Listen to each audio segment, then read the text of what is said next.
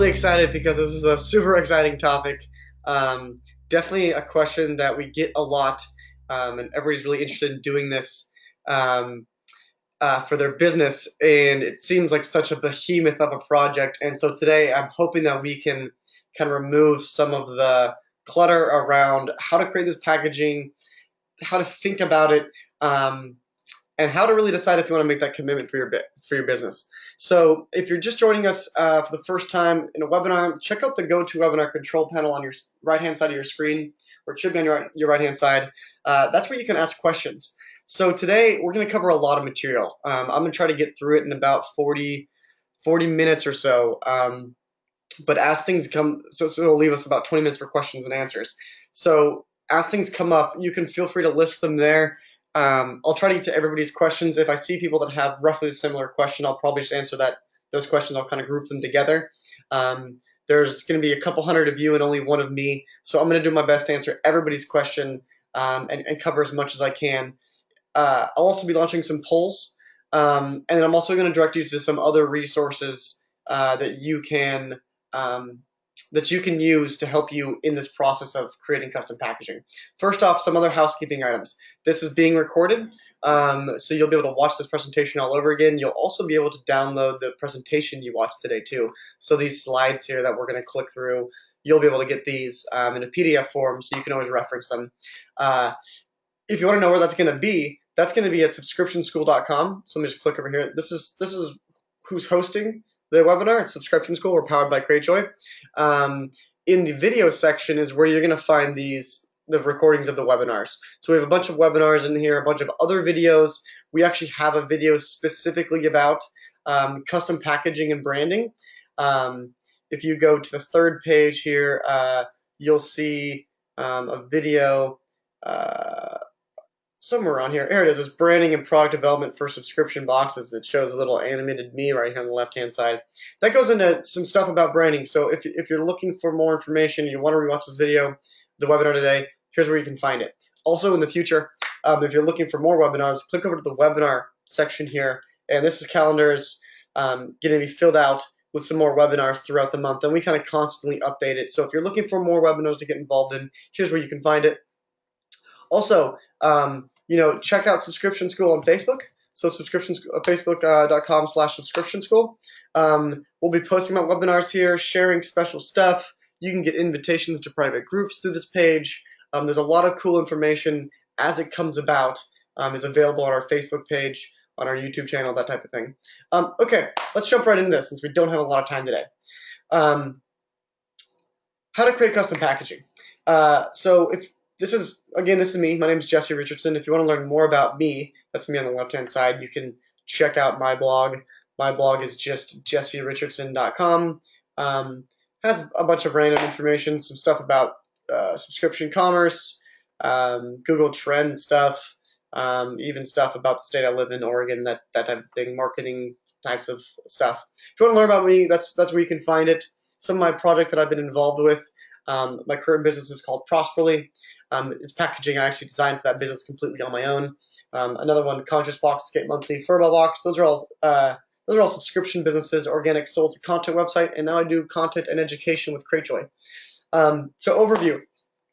Today we're going to talk about the pros and cons of custom packaging. Why would you want to use this, or why would you not want to use this? We're going to cover the early steps of design and using the box. We're going to talk about placing and timing an order, alternatives to custom boxes, and I'm going to give you a whole bunch of resources and stuff to read so you guys can get really smart on this. Part one, the process. We're going to look at the process behind it and why.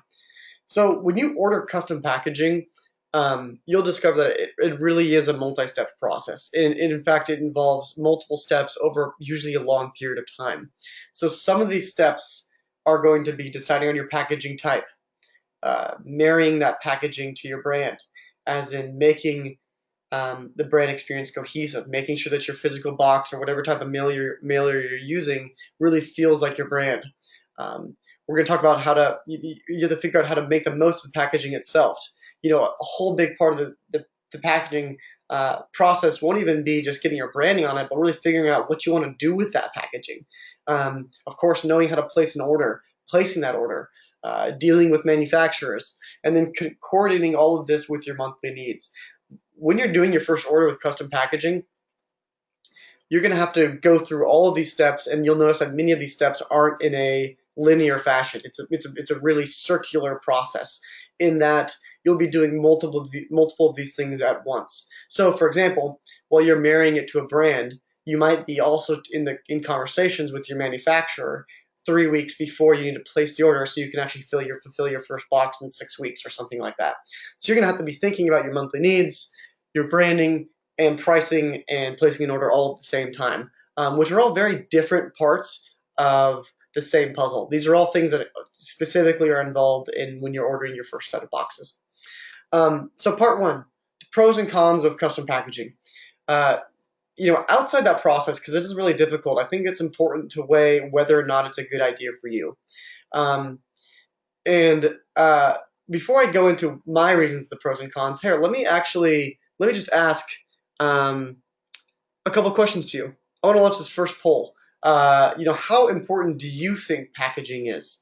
When you think about it, in terms of your subscription box, mainly, I think we can all agree that, packaging is really important for retail stuff on the shelves. But think about it in terms of like your subscription box. Like, how important do you think it is to ship something in your own packaging, specifically in this context? And I'll leave this up here for a couple seconds so you guys can answer it. Thank you, Andrew, for that comment. I see that comment there, so appreciate that.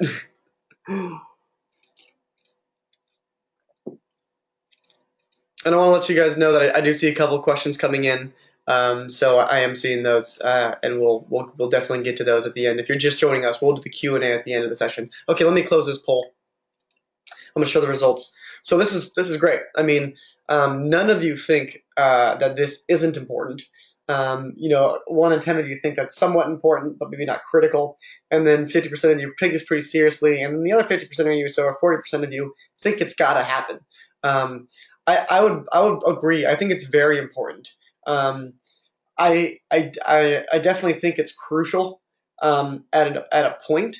But there are certain arguments, and you can rationalize not doing this for some businesses at different stages. But I think you guys got it right. I mean, the fact that nobody said it's not important is perfect. I mean, everybody thinks it's important, and it definitely is. Now, with this, let me ask this, because this is kind of with this slide we have right here. What do you think actually is the hardest part about creating that packaging then?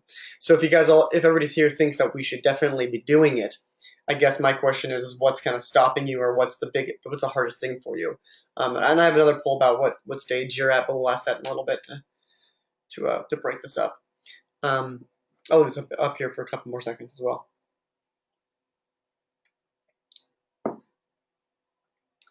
And this question here, I think, is always has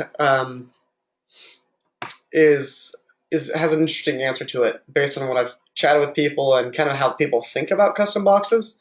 Everybody, or the majority of people, always tend to kind of focus on one thing that hopefully actually isn't the biggest problem. So spoiler alert. Okay, I'm gonna go ahead and close this poll, and I'll share these results with you. So here's what most people think. Okay, so it's actually a pretty good spread. Most of you are worried about price, and that's the thing I think is actually going to be one of the easiest things for us to grapple with here today is price. I want to explain how you guys can get custom boxes, not for free, but won't cost you any personal money, or if it does, it only costs you personal money for 30 or 60 days. Understanding the process it's a good one. Besides that, it looks like it's creating the design. That's definitely was the hardest part for me. I think you guys all have, I think each one of these things is very difficult. And my hope is that I can get the 42% of you who think that cost is the biggest prohibitor of custom packaging. I'm hoping I can convince you guys of otherwise today. Okay, so let's jump back into this. Looks like we just got a bunch of good questions too. So, all right. So pros and cons. Why use it? It's going to superpower your brand, right? Packaging is a brand communicator. It can lead to better conversion rates or better sales. So when you have custom packaging on your website, maybe you increase your conversion rate 1-2% or something like that. I'm not sure. It reinforces your brand and what you what you stand for. It is a great way to keep an experience cohesive with your audience. They go from finding you online to getting this box in the mail, and that box looks like your website, and it feels like a really cool, full experience. Packaging also can be full of CTAs. CTA stands for call to action. So this is something you have people do. They look at your packaging and you tell them to do something. And by having custom packaging, you can create those that messaging on custom packaging. Also makes you look way more professional. I think there are very few reasons why you shouldn't use custom packaging. Now, why those few reasons I think are cost, because it can be costly to you, especially if it's not timed right, or depending on uh, depending on your own financial situation. You might find that it's really hard to swing it the first month. Um, Time and effort. I mean, it involves a lot of time and effort. It's not an easy process to go through. Um, it's just a fact of the matter. I mean, it's it's very difficult. Having done this in teams and having done this completely alone, and I wouldn't even say completely alone. I still had creative help and direction from my friends and family. I can tell you that regardless whether you have people doing it with you or you're doing it completely on your own, it's going to be draining. And the other reason I want to hold off is there are alternatives that exist, which we're going to check out today. So let's say we've decided to make custom packaging. We've made that decision. Let's talk about the early steps and how to get this whole process underway. I like to first start this off with explaining how it works. Now, the reason why this is useful is because it helps you get a better sense of what it is you're actually doing. So when I say this, I mean actually literally how does this box get printed. So there's three main ways of packaging or printing on your packaging, which is you're probably using one of these ways when creating your packaging, depending on the type of packaging you use, which we'll cover in the next couple slides here too. But generally, you're looking at flexographic printing, litho-label printing, or digital printing. So flexographic printing is kind of like a giant rubber stamp. So you can think of it like there's this big, it's literally a rubber stamp that's attached to the spinning rotary drum, right? And this thing is spinning super fast inside this machine, and it's sucking in this cardboard, and it goes sheet by sheet and leaves this big stamp on it, and then the cardboard shoots down the line and gets cut, and it gets put in its own little boxes, and maybe it gets spun around and it gets re-stamped on the other side. So it's because you have both inner and outer packaging or something like that, printing that is. So it's like a big rubber stamp thing that's just spinning super fast. Flexographic is super cost effective for smaller orders, like 1,000, 2,000 boxes, something like that. But it's not as sloppy as a rubber stamp. It's much more precise technology, but that's effectively what it is you're doing. You're just stamping this ink on the box, or on this part of the paperboard. The next type is litho label. The way to think about a litho label is it's like a just putting on like wallpaper or something like that onto a cardboard box. You get the quality of like digital printing, but what it does is instead of it's raining quite hard at my house. Instead of throwing down a stamp on the cardboard, it throws down some glue and then lays down this piece of paper. It's a little bit more expensive, but it evens out to around flexographic costs around maybe 3,000 to 5,000, 6,000 boxes or so. Digital printing is just like a laser jet printer you have at home. That's what you see to the right. This picture right here. This is a large scale digital printer. And so what this does, this is the same thing. It's basically sucking that cardboard through, and it's mixing a specific color set, RGB colors, red, green, and blue colors, and it's spraying these colors, and it gives you like photo quality almost printing. So it's really really high quality. Maybe you can do some really intricate designs. It's gonna be much clearer than flexographic printing if it has multiple colors and high res images. So what are we talking about in terms of cost? Like how do we think about costs of each one of these? All of them are going to require a die. It's basically like a big cookie cutter. This is what you use to actually cut your cardboard. And then flexographic printing is going to require a plate. And a plate is that plate that holds your rubber stamp.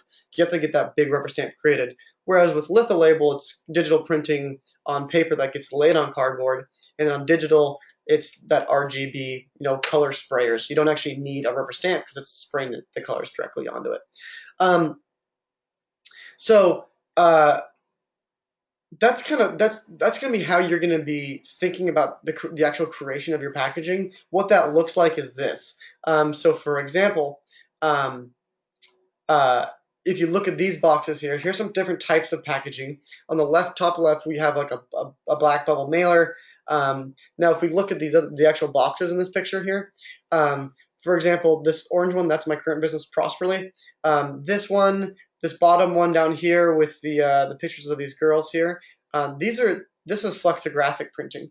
Even this box down here, this is Conscious Box. This is also flexographic printing. You can see how it looks like a stamp, almost on this, you can tell it's a stamped material. Now, if you notice the background of Prosperly is white, that's actually not ink, I used a white type of cardboard called chemi-coating cardboard. So the inside of the box, it's all this white paperboard. Now on this, to the right here, you see this box of style here. This is a custom cardboard box too. You can see that there's this texture associated with the box of style. I think this is a litho-label printing. So they have a cardboard box and they have this thin layer of some type of like wallpaper type material. It's not wallpaper, it's litho label, but it's that adhere to that, and you can get really cool things like custom textures. And the other thing I wanted to point out here too, which is why I included Conscious Box, is you can also see there are cases where you might use two boxes. So for example, with Conscious Box, we use 100% recycled packaging with eco-based inks, but we had the outer box be the shipping box. It's a corrugated cardboard, and the inner box with the paperboard, so it's much more delicate. We put them in together to give it a lot more structural stability. Kind of create this fun experience. But these are some examples of what that packaging is going to look like. And here's some, also on this page, we can also look at alternatives of packaging. You can get a bubble mailer, you can get a custom envelope like Pip Sticks, you can get these rigid mailers that Photobarn uses. This is just a paperboard mailer with custom printing on it. Depending on what your packaging needs are, you can get different things, and it might use a different type of printing mechanism to do those things. But this is what the output is basically going to look like. We're going to be looking for something along this line. I think the least custom one here is a 4-5 Club, but it still has this custom tissue paper. So when we think about our types of packaging, and we think about what type of printing we'd be using, how do you decide? How do you decide what you're going to be using? Are you going to be using this bubble mailer? Or are you going to be using a big box like this? Or are you going to be using like this two boxes like Conscious Box? Are you going to use this really thin one or a rigid mailer? Think about contents. What do you have inside the box? Think about how fragile those items might be. I understand that a lot of us are doing curation-based boxes, so we have a very specific niche, and then we curate a set of products around that niche, so your contents are always changing, but you have to reasonably assume some different things in terms of size and fragility. So think about what types of things you actually put in your subscription box, and then think about what makes sense for these types of items. One of the coolest pieces of packaging I've seen is from this company called T-Tube. And T-Tube is a subscription through Craigjoy, and they put them in these tubes, these like cardboard tubes, and it has this little piece of it has this little heart thing right here. And I think this is awesome. I love this a lot because it's a very cool piece of packaging. It's unique. It's cost effective. It's not super custom, but it stands out, and it makes sense because what's inside these tubes is a T-shirt. So it kind of like adds to the experience of the product they're actually shipping. So think what makes sense for my products, and try to kind of take from that experience that you think your products might give, and choose packaging that works with that. Most of all, I think the biggest deciding factor that you should keep in mind in terms of choosing your packaging type is size. Shipping is one of the biggest things that you need to keep in mind.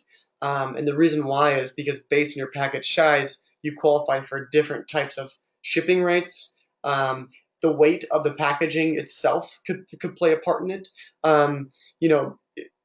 For example, if for some reason these tubes weighed really, really heavy and you're shipping a T-shirt and you want to get under 13 or you want to get under 16 ounces so you can be first class mail, or 13 ounces or whatever that specific weight base is, I think it's 13 ounces. Then if these tubes are really heavy, then you should maybe choose different packaging. and do something that's a little bit lighter so you can qualify for first class shipping versus similar type of heavier shipping, which might save you thousands and thousands of dollars down the line. So keep shipping in mind. If you want to get some sense of shipping costs, which I really urge you to do, here's a little URL, Power Shipping Price Calculator. You can just type into Google Crate Choice Shipping Calculator, and you can get a sense. You can put in your box width, your box length, your box height, etc., etc. Put in your shipping origin zip code, plug all this stuff in, and it will give you some estimations of shipping price. So thinking about your size and thinking about what's inside of it, try to size it very creatively. Try to size it as efficiently as possible, because if you can get in a lower pricing tier for cubic shipping, for example, you can save quite a bit of money on that. And I know we have some questions about that already popped up, so I won't go too much into the specifics around USPS cubic tiers until we get to that Q&A period. But just keep shipping in mind. Okay, so we talked about how it works. We've talked about some things around deciding your packaging, from the delivery of it to thinking about the different how that relates to printing, and in terms of actually having to decide the specifics around that packaging. Next, let's talk about design.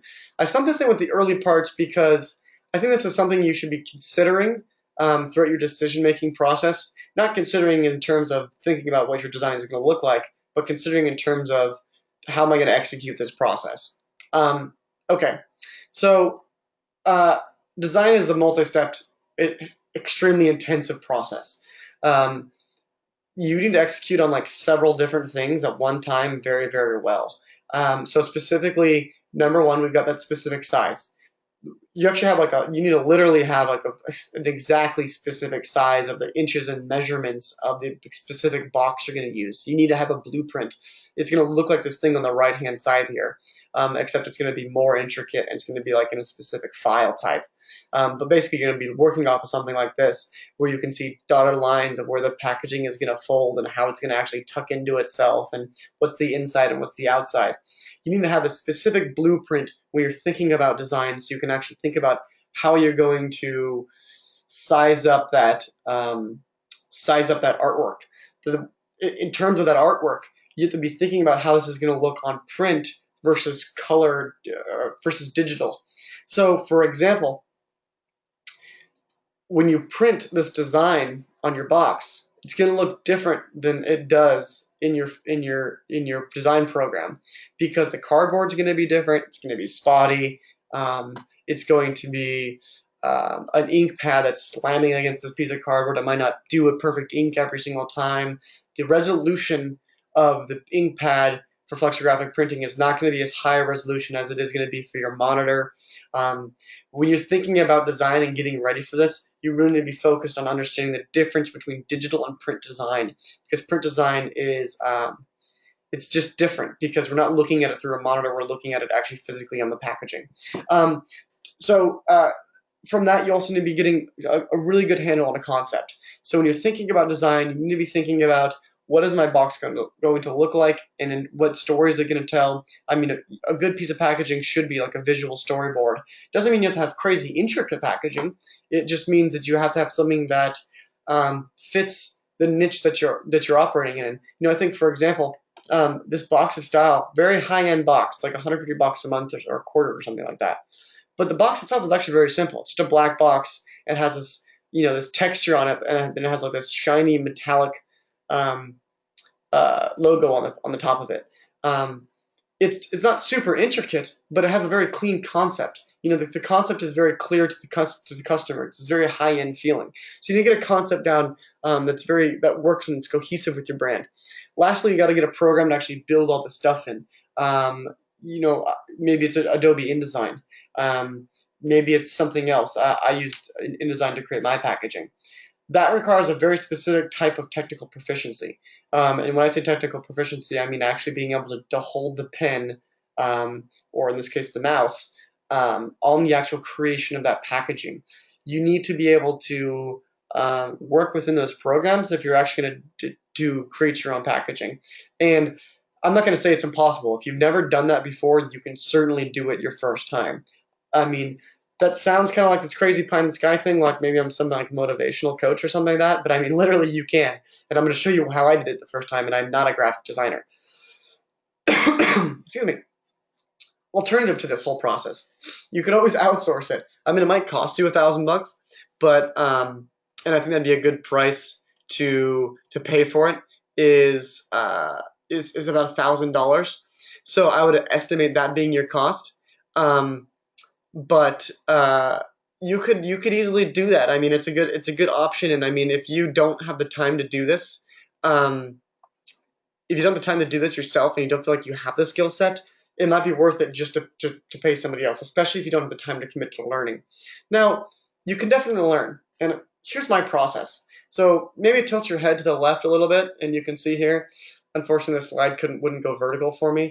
Um, maybe it will. No, it stays like that.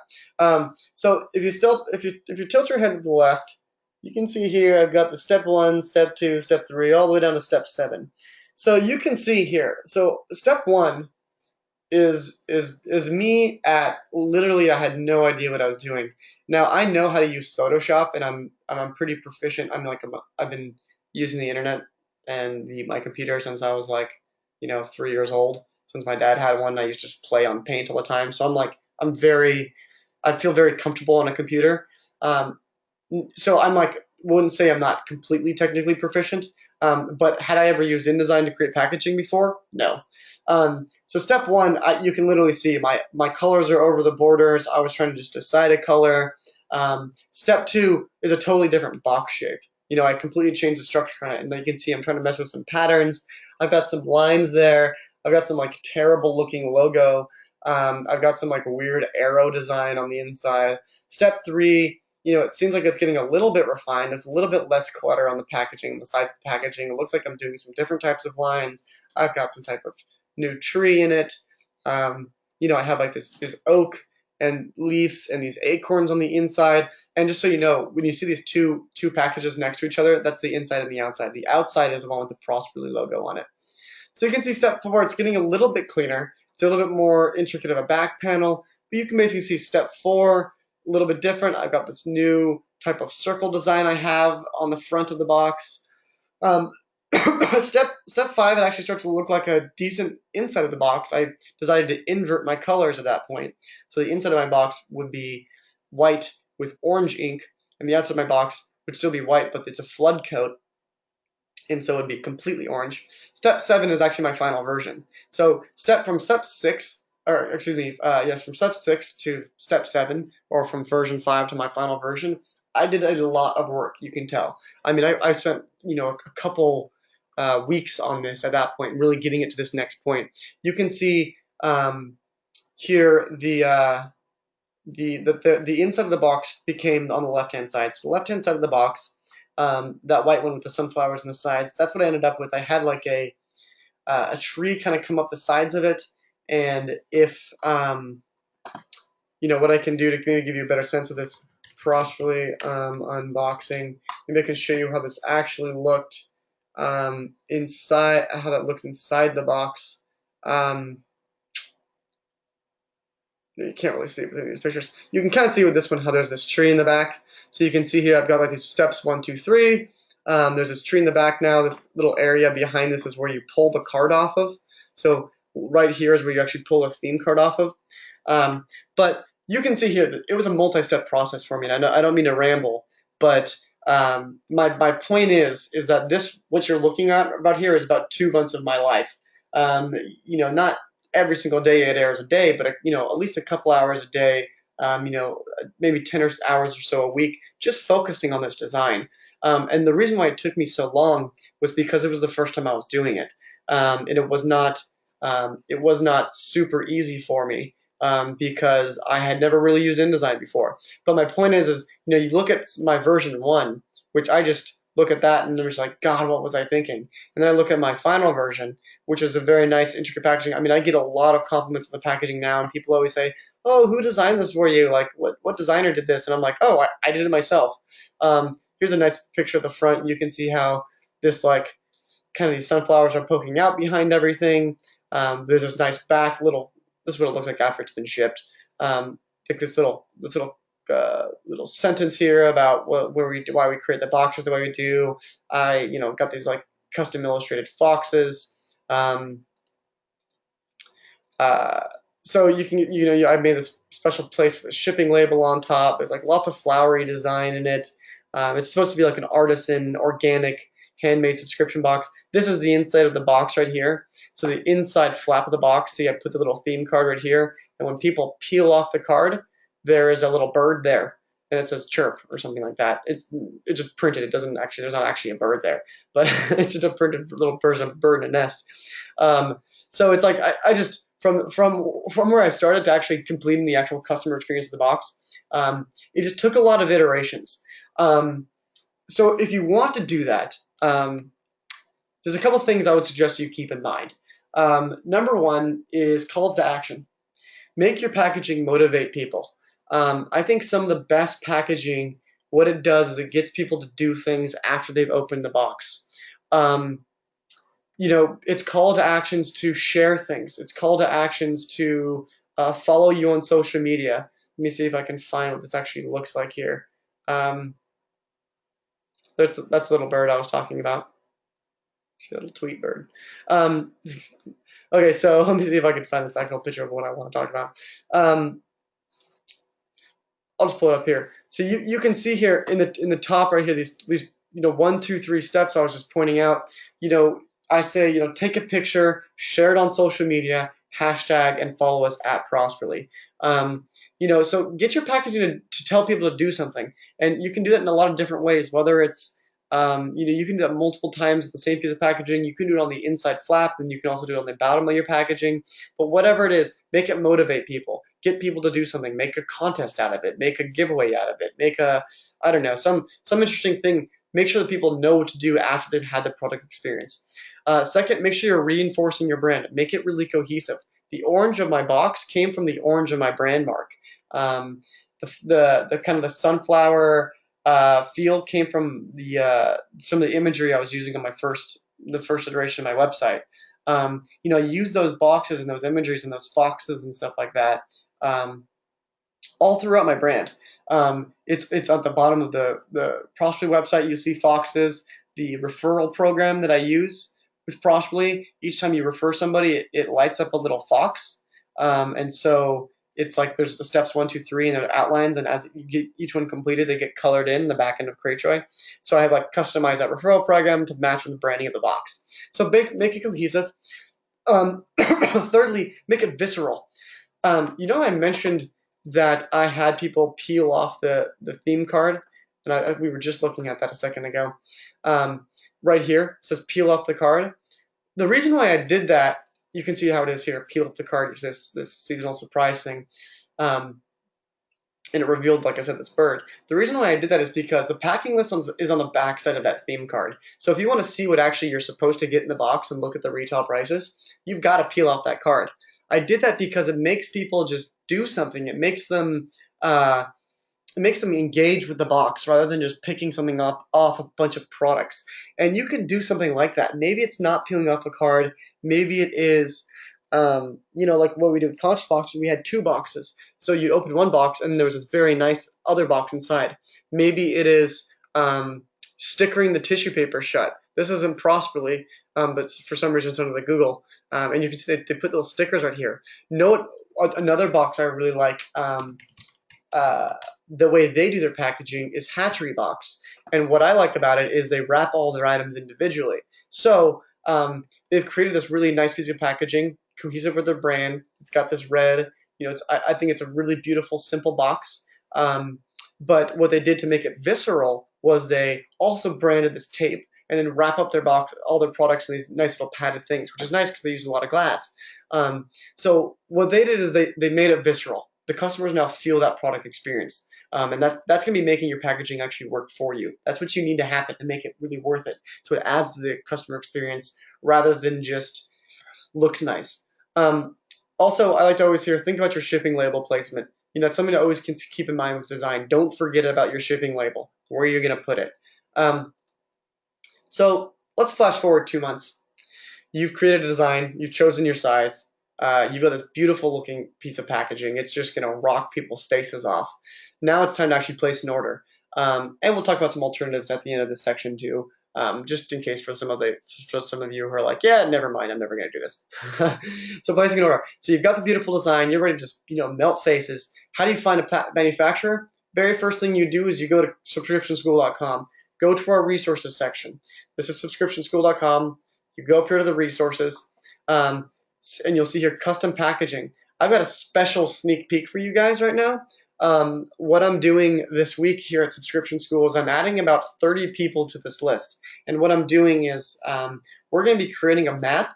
I think a map that you can drag and pull and zoom in and zoom out, just like a Google map. And it's going to have all the different custom packaging manufacturers that we think you should check out.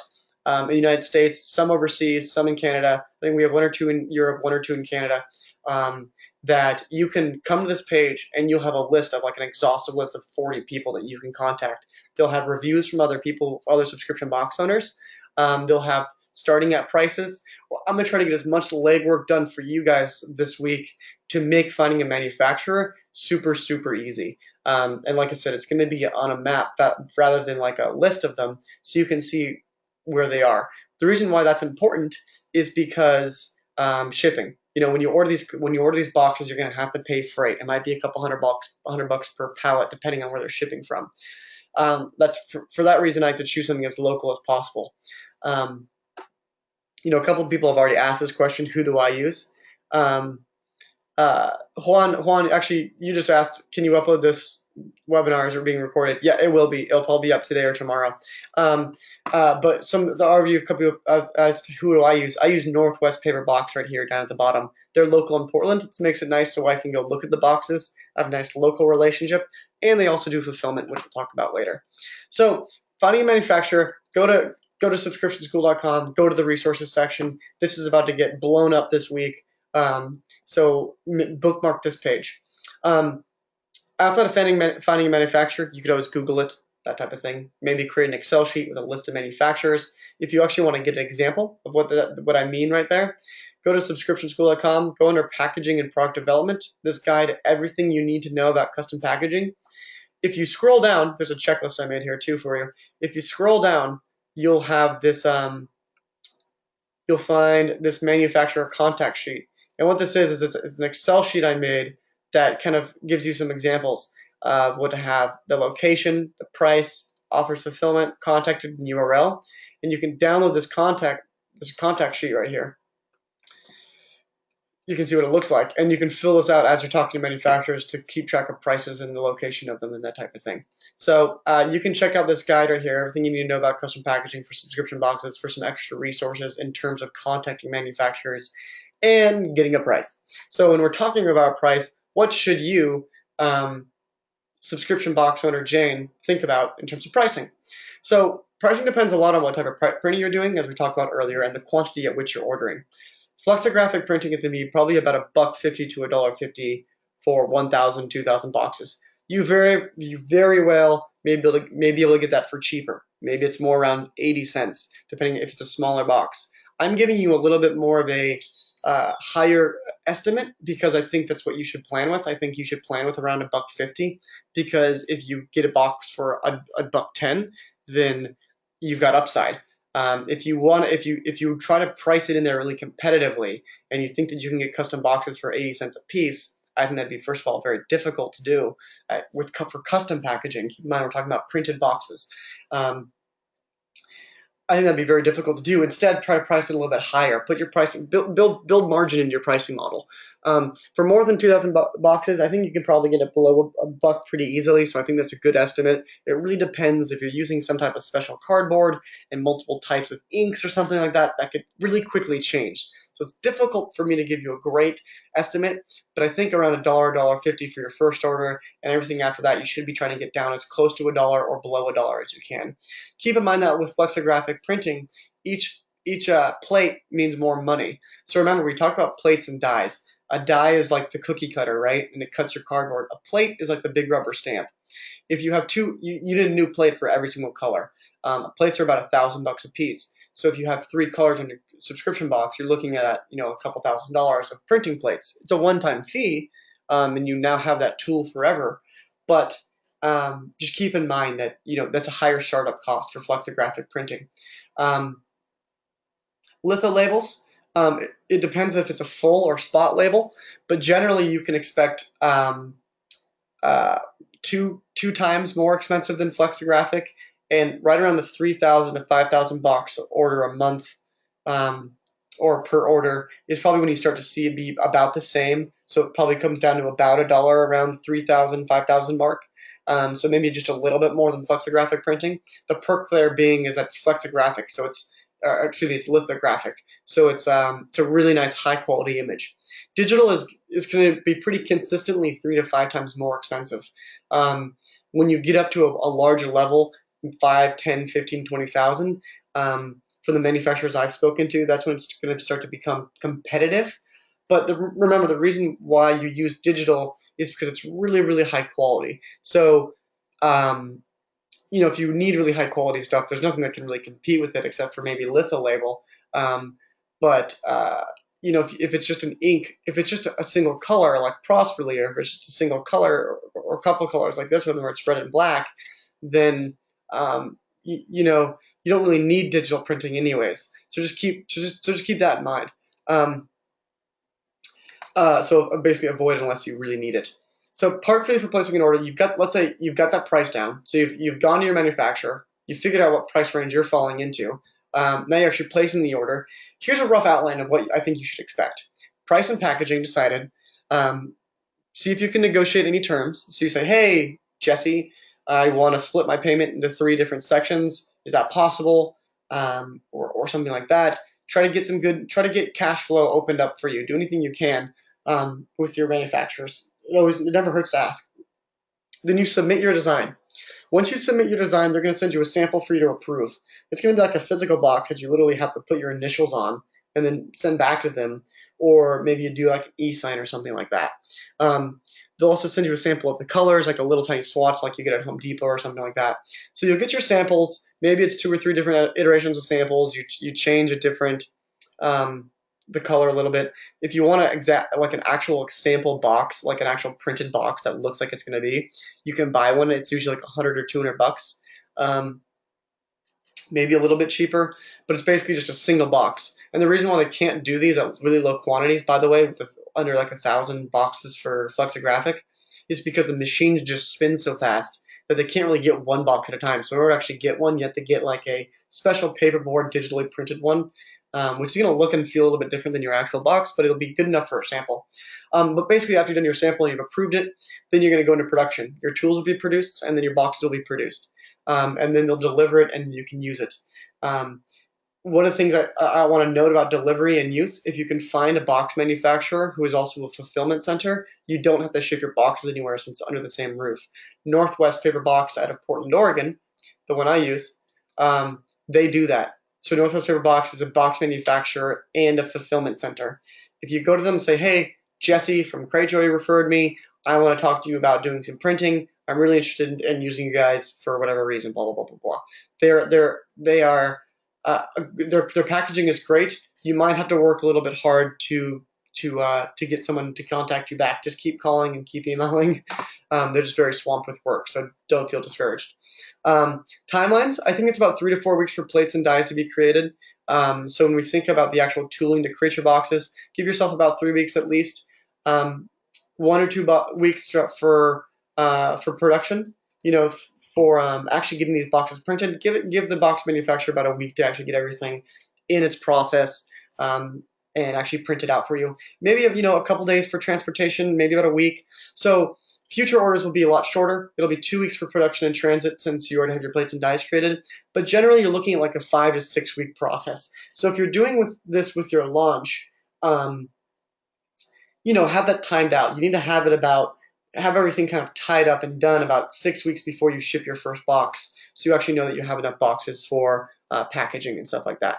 I want to ask you guys a question now, because I'm about to answer all your questions. What stage are you at in creating packaging? Now that we know the whole process, give me a sense of where are you at in this process.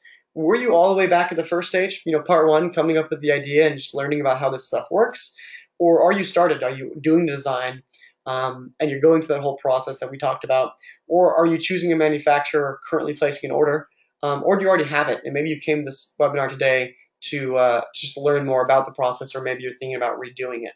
So I'll leave this up here for a couple seconds.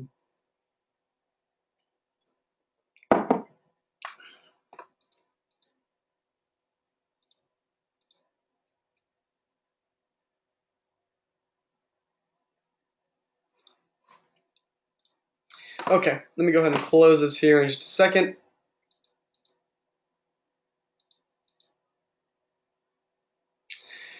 Okay, I'm gonna go ahead and close this poll, and I'll share the results with you since you guys all know who you're hanging out with.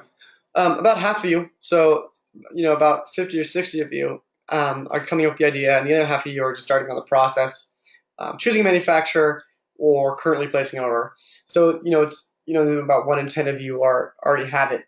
So it sounds like those of you who have it are probably trying to get some better packaging, or you guys paid too much the first time around. You guys want to know alternatives.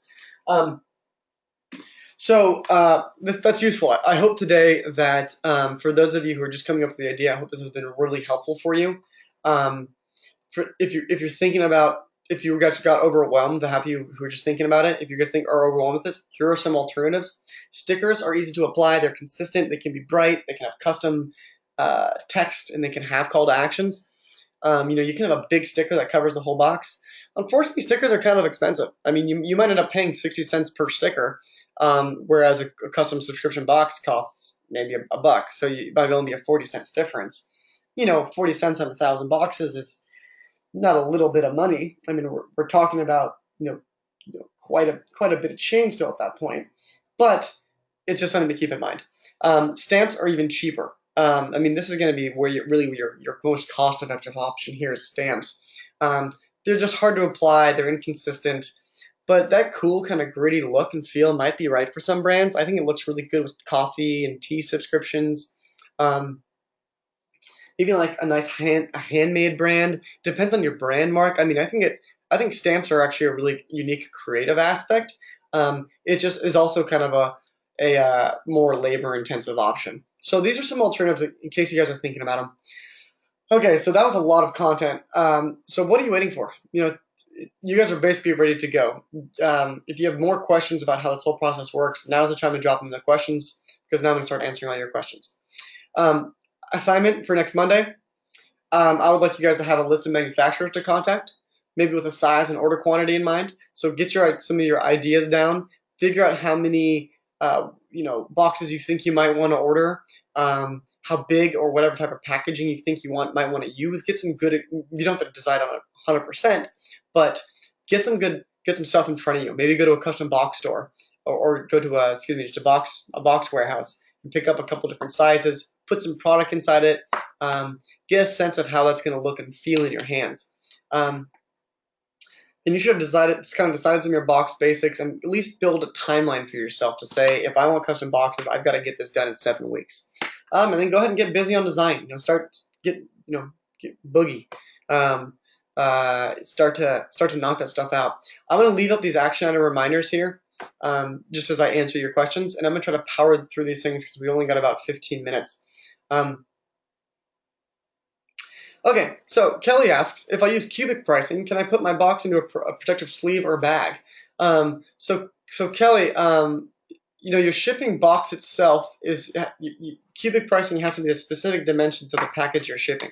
So if you put that specific box into something else, if it substantially adds to your packaging size, it's going to affect your cubic tier. Kelly also asks, how can I protect my box during shipping? It's something for you to talk to your manufacturer about for sure. One of the things we didn't cover today really is flute. Now, what flute is the thickness of your corrugated cardboard. Most flute is generally. Let's see here. Where did I talk about this? This is an interview with Salazar Packaging, and if you want to learn more about flute, this is a good place to find it. If we go here to this flute section, flute is just the thickness of your cardboard. So Kelly, if you've got some really delicate stuff, maybe you want to use a thicker flute. So for example, Prosper uses E-flute. I find it to be very durable. I get very low amounts of breaks, and I use usually at least one glass product a month. But B-flute is a little bit thicker, and it's kind of the one that's most used for subscription box packaging. It's just a stronger, thicker cardboard. So when you think about protecting it, you can do something like choose a thicker corrugation. You can wrap your products. You can use packing material, that type of thing. Those are all options when thinking about safety. My issue is nailing down the exact size. Got the design done, but size. First box was way too big, says Jill. So Jill, I think what you need to do is you need to go sit down and you need to figure out cubic pricing for yourself. So if you go to the subscription school and you go to this guide, everything you need to know about custom packaging, scroll about halfway down.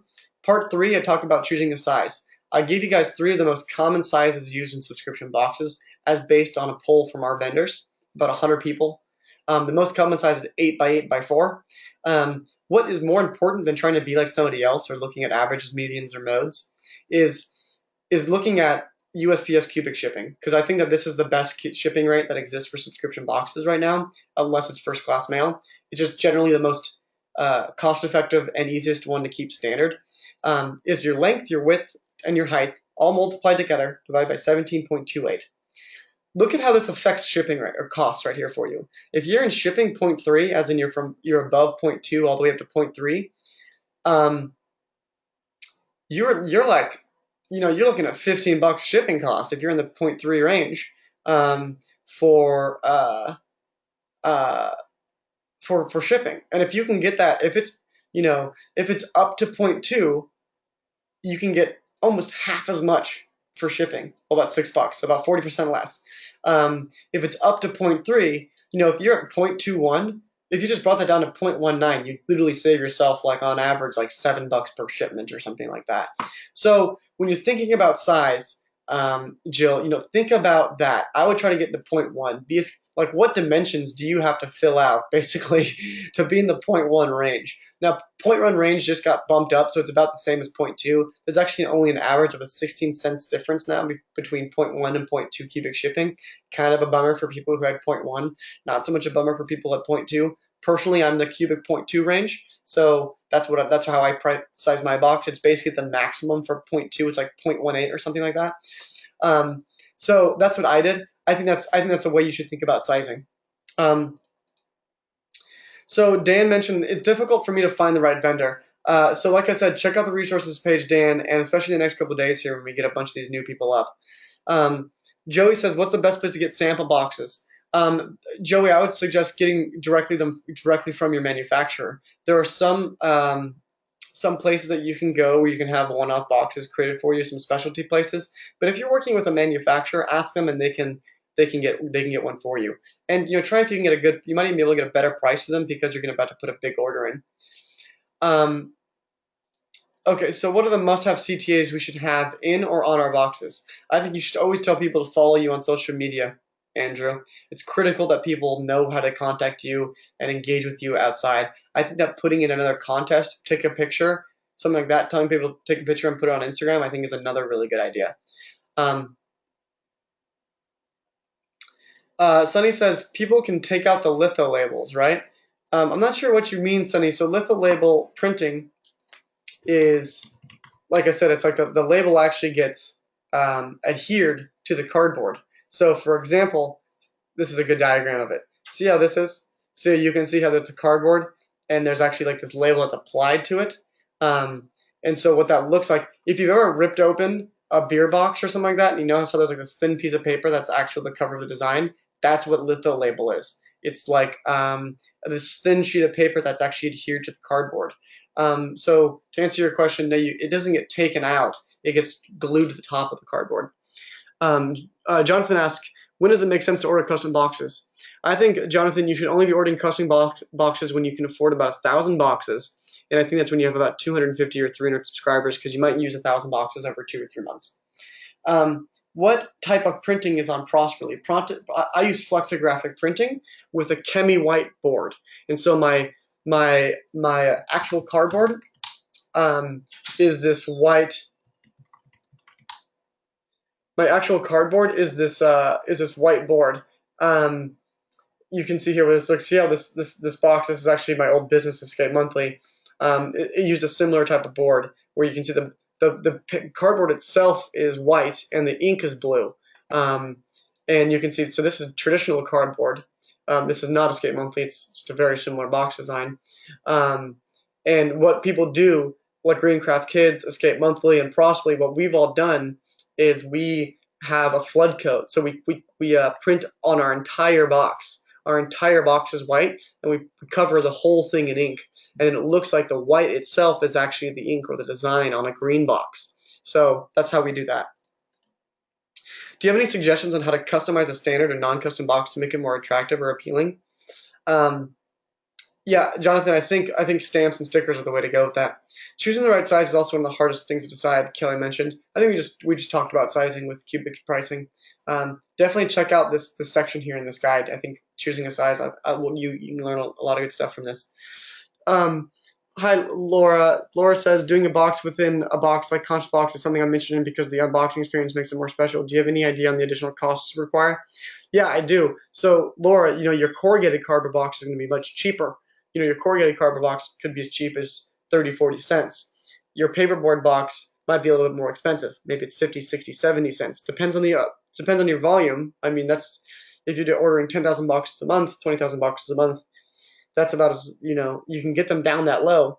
But otherwise, basically think of it as doubling your cost.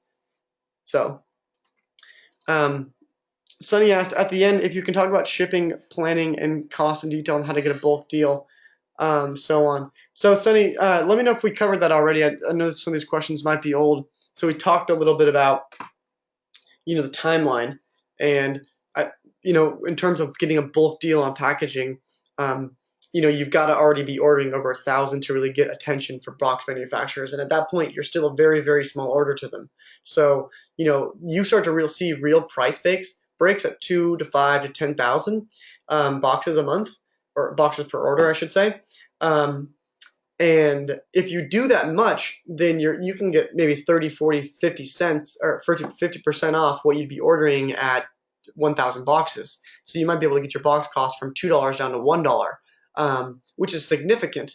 But you just got to keep in mind that comes at 3,000 plus boxes per order. And it also, depends on the type of printing you're using, obviously, too. So, over time, as you increase your box order, the amount you're going to be saving per box, the better margins, is going to be smaller and smaller each time. From 10 to 20,000, it might be only a couple cents you're saving, but still, it's 20,000 boxes you're saving. Does a shipping calculator work for Canada? Tova, I don't believe it does. I don't believe it's set up for Canada. Yeah, I don't think it is. Gail says my products ship overnight. They're perishable, and it doesn't seem to be an option for the shipping calculator. How can I get this option set up for my site? If you can do overnight shipping, Gail, what you'll want to do is I might suggest reaching out to support@crateshare.com. What you'll want to do is you want to have a special shipping rate that's charged, and that's maybe it's like the $15 flat rate. And you just charge everybody that rate, and you collect the amount that you need to do overnight. Because overnight shipping, I think, it's still zone based. The further away, it's going to cost you more. But look at your subscribers and try to average out a price, or get some. You might have to talk to your postmaster about the average overnight costs for all the different zones, and then just average them all together and just charge a flat rate at checkout. Do you mind sharing what size box Pross really is? Yeah, totally. It's let's see, I'm trying to remember off the top of my head. I believe it's like 11 inches long by I think about 4.75 inches wide and about 3.75 inches tall. That's the rough. I don't have the size in front of me, but it's about that size. It might even be listed. It's about this size right here, this 10 by 6 by 4. It's 1 inch smaller in terms of width, and a little bit smaller in terms of height. I think it's 10.5 by 4.75 by 3.75. Like I said, I think I tried to max it out so it was 0.19 cubic shipping. And it's about the size of a shoebox, basically. What about using a regular shipping box and using a sticker to make it branded? Yeah, Maritza, that's totally a good option. Where do you get the peel-off card? So Andrew, it's actually not a peel-off card. It's the standard postcard, and I use double-sided sticky dots that you can get at Home Depot. Well, my fulfillment center does it, but they're just sticky dots. This is little. If you just Google glue dots, you'll find them. What's the benefit of custom versus ordering from Uline? Kelly, I mean, it's a good question. I mean, I think that being able to establish your brand early on is really important. I had custom boxes from month one. I think that if you can do a strong enough pre-launch, you can get enough capital the first month to afford custom boxes. It really depends on your financial ability. It's only really $1,500 or so in cost to actually get all the tools created. Maybe $1,000 for the first order.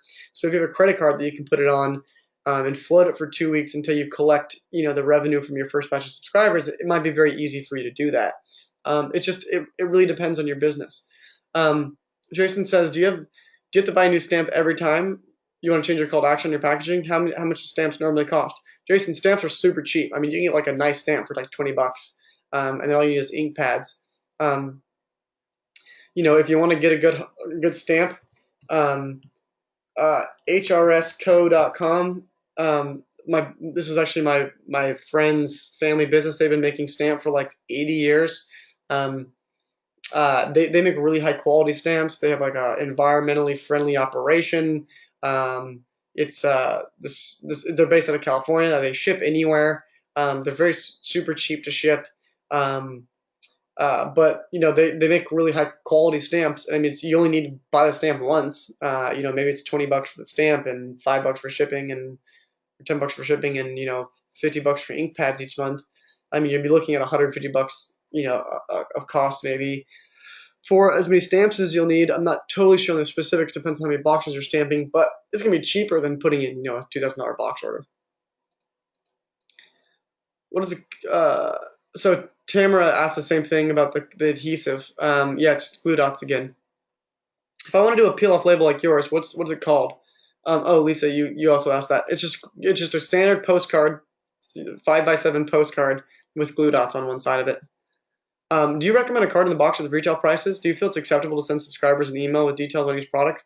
Jonathan, I would avoid sending emails to subscribers about the products because you might remind them if they didn't like a product and they might cancel.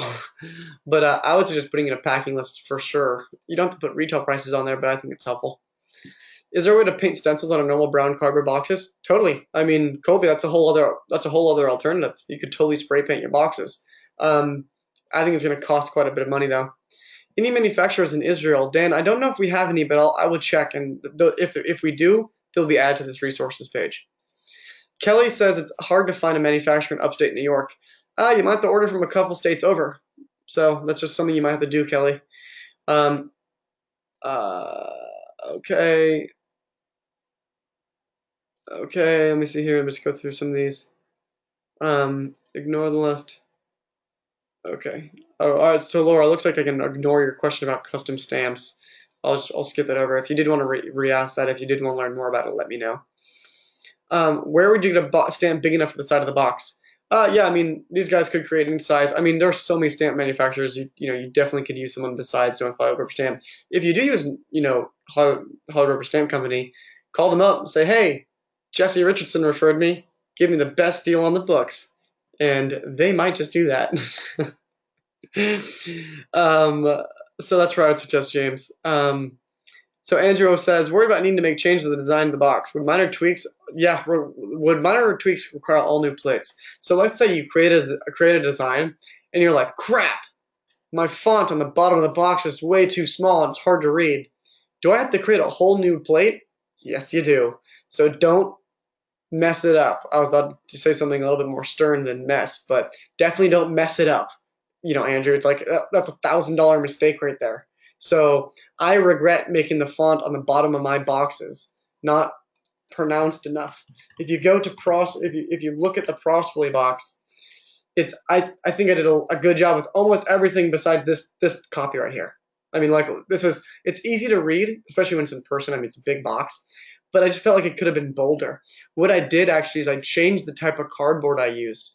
Andrew. I instead of using this Chemi White Glossy, I use this one called Number 3 White, and it's still a really bright white, but because it's not glossy, it actually makes it a little bit clearer to read. And so I fixed this problem by choosing a different type of cardboard. And so it doesn't, some of the detail is lost on the flowers, but the actual boldness of some of the font faces is actually better. So you might be able to work with your manufacturer to fix some stuff like that. But if you want to change something significant, you want to change, a logo placement or something like that, it will require a whole new plate. Um, okay, so could you please name drop one or two Canadian box suppliers, please? Samuel, I don't know any off the top of my head, but please check out the services and resources section. I promise I will be adding some Canada places to that this week. And I'll follow up once this webinar is live in the recorded versions on Subscription School. I'll try to make a special mention of Canadian manufacturers. So Chris says, so if someone else does it for you, it's $1,000 plus the cost of the boxes. Yeah, so Chris is trying to get some specifics about the process. Yeah, so the plate itself might cost $700. The die itself might cost $500. So you're looking about maybe $1,200 for the tools, and then you need to place a 1,000-box order. Maybe it's $1 per box. So the tools are $1,200, and the boxes are $1,000. So it's a $2,200 total commitment. Now, like I said, maybe you can do those in payments. Maybe you can do 33% each month if your manufacturer is cool with that. So think about it like that. So try to work with them, but that's about the cost. So probably about $2,000 startup cost. So it's like not cheap. But like I said too, if you do a big pre-launch, you might be able to make enough revenue your first month to cover all those costs. Launch with 500 customers, and you can afford custom packaging your first month. Is a sticker or stamp wise to use with men fashion accessories, says Harish. I think a stamp would be better. Sounds cool. Can you order a standard size box they already have made? Yes. So Gracie has a good point. You know how I say you'll have $400 for the die creation? That's a cookie cutter that cuts the cardboard. They might have a stock die. I think Salazar Packaging has like 40 stock dies. So you might be able to save $500 right there. Okay, answered that one already. Okay. Answered that one already. What is the name of the red box brand and the black box Lux brand you mentioned? So the black box, the Lux brand, that's Box of Style, and the red box was called Hatchery. And I like Hatchery not necessarily for their box design. I think their box design is very pretty. But I like it mainly because of what they've done with their packaging, wrapped everything in this like padded cardboard. But their box design itself, I think, is very clean. I really like the flood coat red on it. I think it's really cool.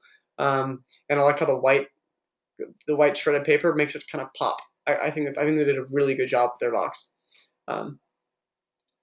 Okay, let's go back to this. What should I consider as far as packaging fillers, styrofoam, peanuts, etc.? If you want to get a good guide on those, head to packaging and product development, and then go ahead to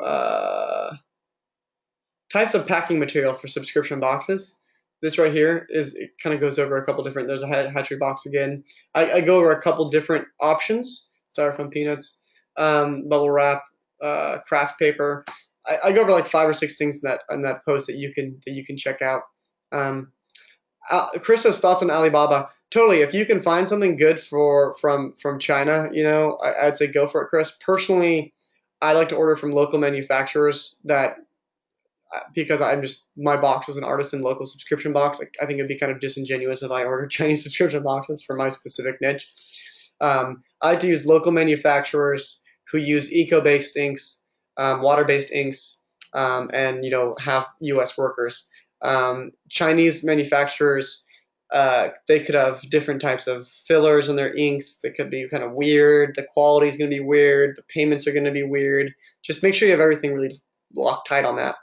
We'll go for about 5 more minutes here. We got only a couple more questions left.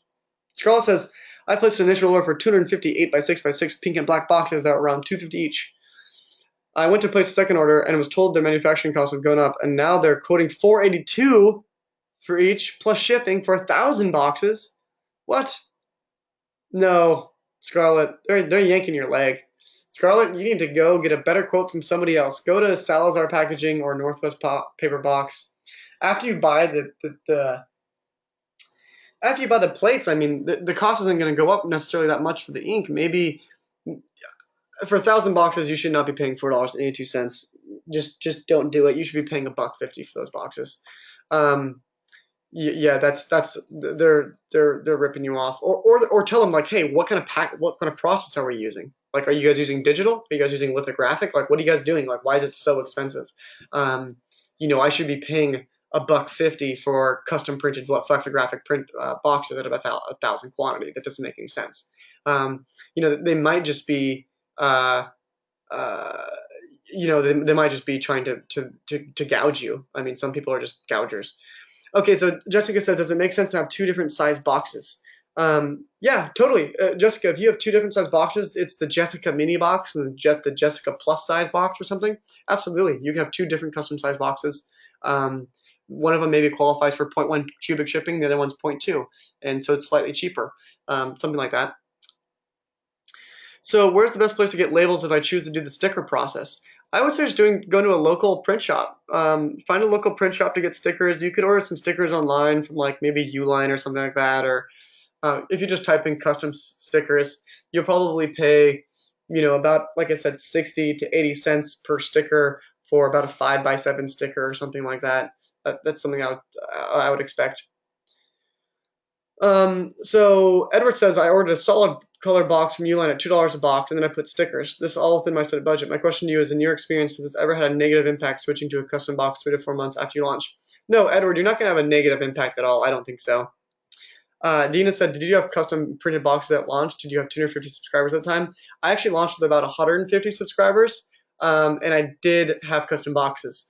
It was kind of a costly first 1 or 2 months until I got up to the 200 customer mark. But it was still worth it.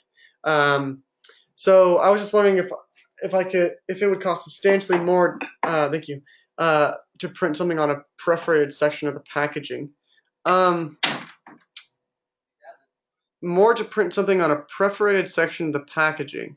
I'm not quite sure what you mean. If you print anything on the box, you're gonna have to have a plate, and it's gonna have to spin through the machine anyway. So my assumption would be it might cost less, but not probably just marginally less. Our subscription is quarterly. Should we invest more money per box? No, Chris. I mean, your order should still be about the same size. I would still try to get it around the 150 mark. I think $1 to $1.50 for custom packaging is a pretty decent price when you're at the 0 to 1,000 subscriber mark, or 250 to 1,000 subscriber mark. Dina has a comment. You can find affordable graphic designers at Fiverr, Fiverr.com, and Upwork.com. Thanks. How do you ensure that the font you're using or design isn't going to infringe on copyright issues, particularly font types? Well, Jason, you got to make sure your font types are free for commercial use. All of my font types that I've used with my box have all been free for commercial use. And all the images I've used for my box, I downloaded the stock rights to. Okay, is there a specific box for packaging fresh food? Yeah, so Gina, the way that will work is check out, HelloFresh. It's just a cardboard box, but it's packed with this special type of packing material. It's insulated packaging material, and then with ice packs. And so let's see if we can see an actual. So you can kind of see it here. You see how there's this white pad on the bottom of it. This isn't actually what it looks like at all. You can kind of see here. It's that you can see inside. There's just like this white type of foam material. It's a cardboard box, but there's a lot more packaging material associated with it. See, there's like these ice packs around the side and like these custom boxes inside. You'll have to do something like that.